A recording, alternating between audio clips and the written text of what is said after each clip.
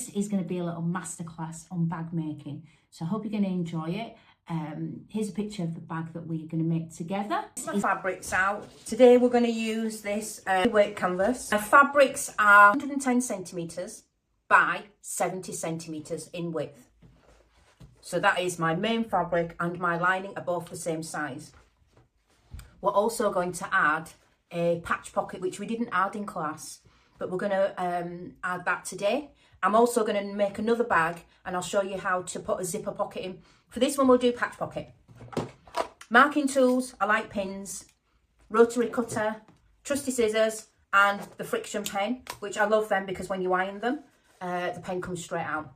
For the bag straps, I'm going to use some old seat back cover from a car, which I got from Cornwall's scrap store. I'm going to use this because it's nice and sturdy.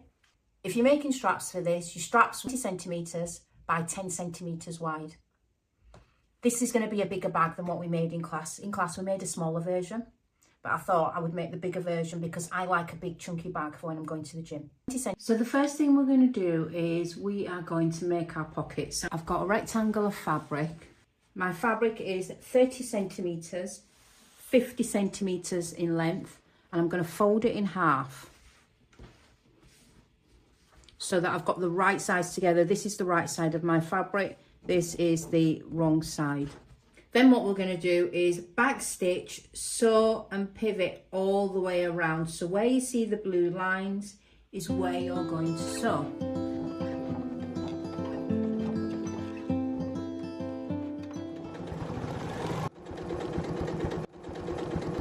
So clip your corners.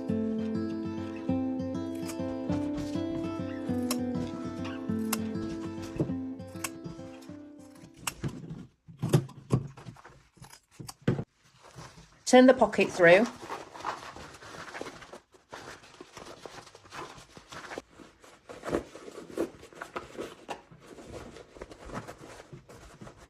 Iron the pocket and then hand sew this area closed. So the first thing that we need to do, just to say the fold line is at the bottom.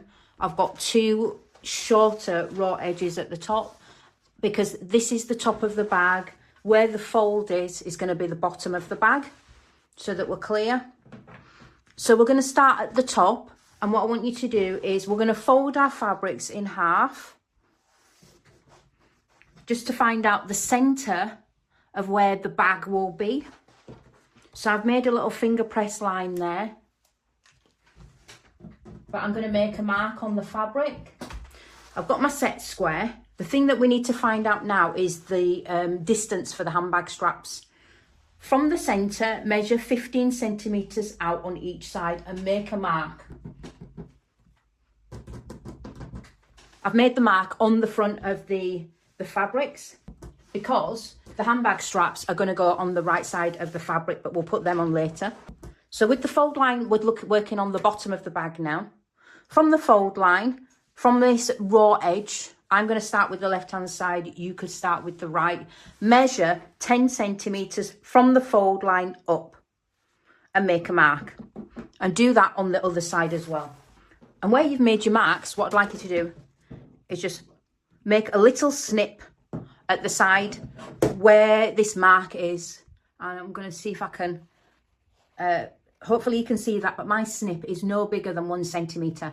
Hold the top fabric, the top snips. Push the fabric forward. You're creating a fold to where the bottom snip is. That's my bottom snip there. Hopefully you can see that. We're creating a fold at the bottom of the fabric. The top fabric is going to lay on top of the bottom.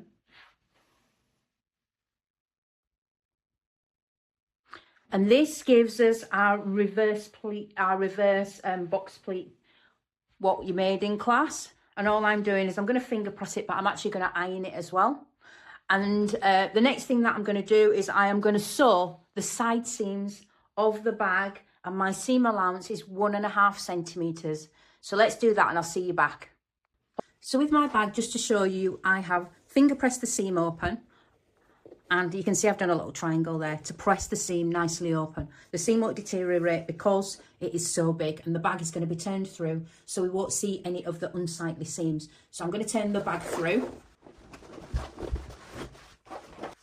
So I've got 2 straps. My straps are, just as a reminder, mine are 75 centimetres long, so they're a bit longer than the ones we made in class. We made our marks, we know where the centre is, and we measured 15 centimetres out from the centre of the bag to tell us where to put the straps. The straps are going on the outside of the bag, and I've put it in between my mark. And the reason that they go on the outside is so that they get caught inside the seam allowance when we turn the bag through at the end. So I'm going to pin my straps on. And I'm going to sew across each of my straps a few times just to hold each of the straps in place. So for the lining, same thing as before, I folded the 2 long pieces together. So we just want to find out where the top is. Same thing that I did before, I've got my friction pen. I'm going to make a mark, and this is on the front of the fabric. So this is the right side. The next thing that I've done is I've actually opened the fabric out. So you can see where the fold line, that tells me where the bottom of the bag is, but I've opened it out because I need to work out where I'm going to place my patch pocket. Here is my patch pocket, and it needs to be in the centre, and it needs to be 7 centimetres down from the top raw edge. I folded my pocket in half just so that I can find the centre to match the lines up. And I'm going to lay my pocket down, stitching this pocket down. So start at one side, top stitch it down, along the side, along the bottom, and along the side. We need to leave the top open because obviously we want to put our phone in it. So we're going to make the box corners of the bag, and I am working at the bottom of the bag where the fold line is.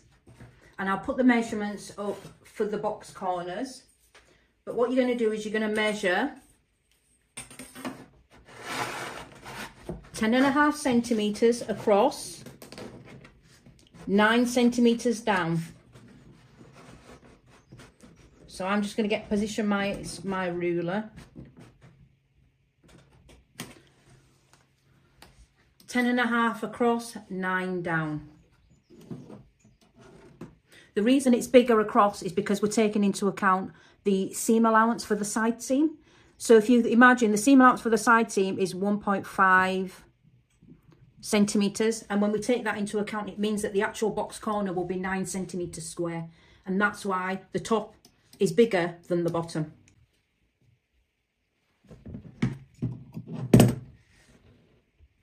And there we have a box corner. And your fabrics so that you've got the wrong sides together. The pocket will be on the inside, and so each of the side seams only.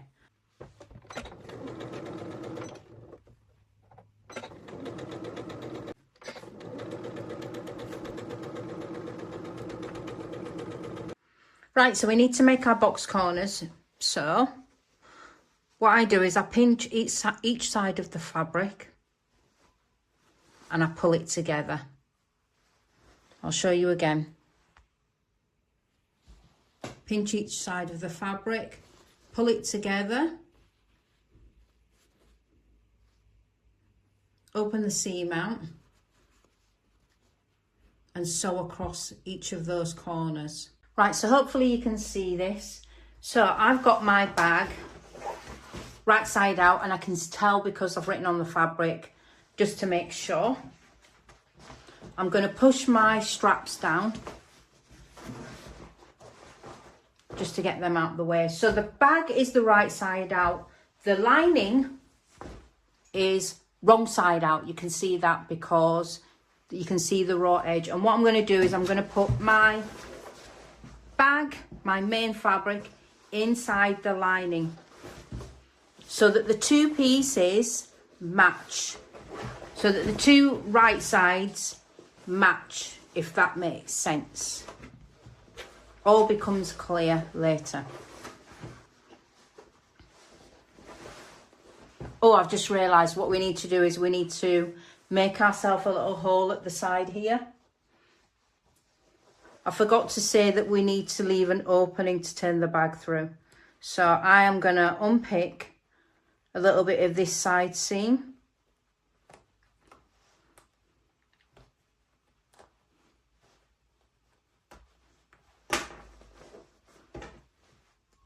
There we go.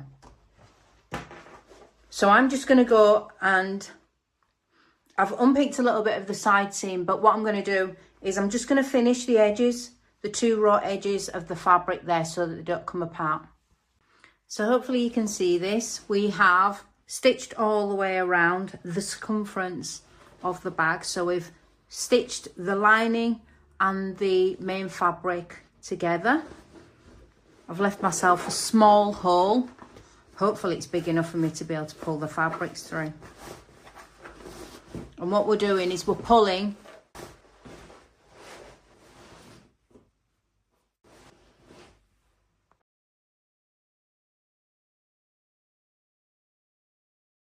So a few of you said you wanted to make a regular tote bag.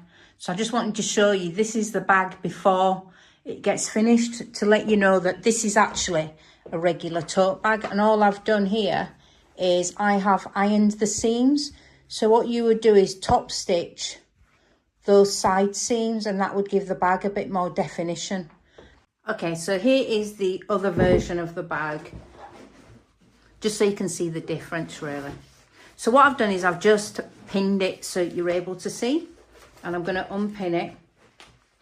So this version makes the bag look more narrow towards the straps and then wider at the bottom, where the other one looks more tote bag shape. To achieve this version,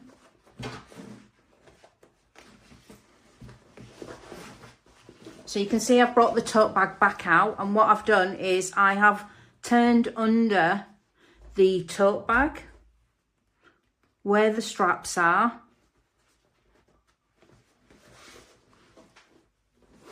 and I've turned the other side in as well. I've turned them in towards the side seam really. I'm just going to put a pin there, and that creates this angular shape. And I've done the same on the other side. So to keep them in place, you would top stitch over your previous seam. That way it will keep it nice and neat. You've also got the option where you could put some rivets on. And you could also put some a snap fastener in the centre. And that would be the bag just about done. And to give it some definition at the bottom, I would top stitch the seam at the bottom, and that would give the bag a bit of definition where the bottom section is. But that's it. So I'll include a picture of both bags. Let me know in the comments which one you're going to make, and hopefully for you guys who came to the class, this was really helpful. Yeah, let me know how you get on, and I'll catch you in the next one. Bye for now. Okay, so here is the other version of the bag, just so you can see the difference really. So what I've done is I've just pinned it so you're able to see, and I'm going to unpin it. So this version makes the bag look more narrow towards the straps and then wider at the bottom, where the other one looks more tote bag shape. To achieve this version,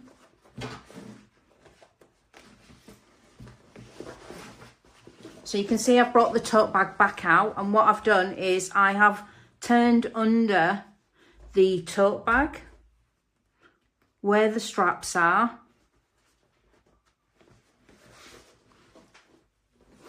and I've turned the other side in as well. I've turned them in towards the side seam really. I'm just going to put a pin there, and that creates this angular shape. And I've done the same on the other side. So to keep them in place, you would top stitch over your previous seam. That way it will keep it nice and neat. You've also got the option where you could put some rivets on. And you could also put some a snap fastener in the centre. And that would be the bag just about done. And to give it some definition at the bottom, I would top stitch the seam at the bottom, and that would give the bag a bit of definition where the bottom section is. But that's it. So I'll include a picture of both bags. Let me know in the comments which one you're going to make, and hopefully for you guys who came to the class, this was really helpful. Yeah, let me know how you get on, and I'll catch you in the next one.